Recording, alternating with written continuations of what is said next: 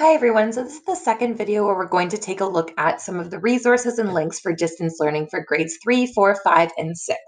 I'm back on the distance learning page for the junior grades, and I'm going to scroll down past the Google community that we talked about in the first video, and now I'm going to open up the drop-down menu for distance learning resources.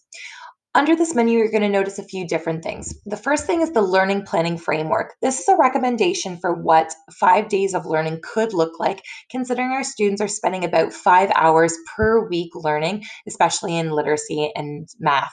Below that is an example if you wanted to take a look at what one filled out looks like.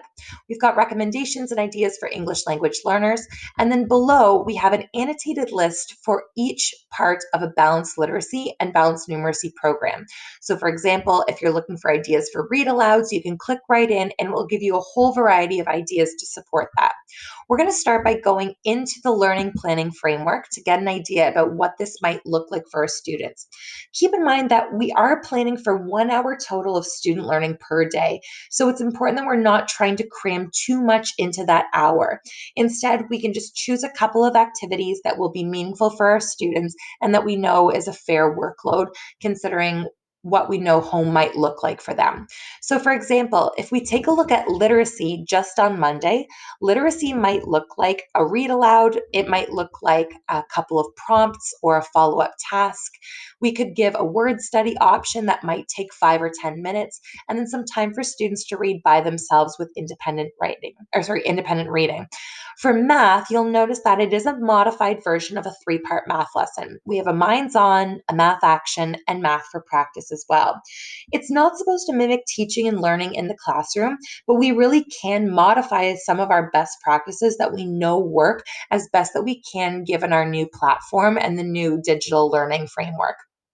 If I go back to literacy, if Monday was more focused heavily on reading, on Tuesday, we can give our students more of an opportunity to do some writing here. Again, there's an option for word study and then some time for independent reading as well. So there is a little bit of predictability throughout the week, so students can kind of easily pick up where they left off or understand what the new structure looks like, but it also will help support you with some of your planning as well. The nice thing as well, while you're in this list, in this framework, is that if you click on any one of the parts of the lesson, so for example, if I scroll down to math and I want ideas for math for practice, if I click on it, it'll take me right to this Google Doc that will give me ideas about resources to support that part of my program. So some of them you may be familiar with, some of them may be new to you, but it's a great opportunity to try out new resources that maybe we haven't had an opportunity to try before. So once you know what your literacy and math goals are looking like for that day or the week, going to these annotated lists and strategically choosing a resource that suits what you're teaching is really a good way to help support with planning. Before I sign off here, I just want to scroll down and show you some considerations for planning. The goal of distance learning really isn't to add to the stress of families and educators, but to maintain structure, routine, relationships with our students, and of course, the integrity of learning. So when we're thinking about the things that we're planning for students, we certainly want them to be engaged, but we don't want to overwhelm them or create a stressful learning environment at home. Your students are just going to be so happy that you're thinking about them, that you're planning for them, you're still a huge part of their learning experience, and that you're reaching out to them as well.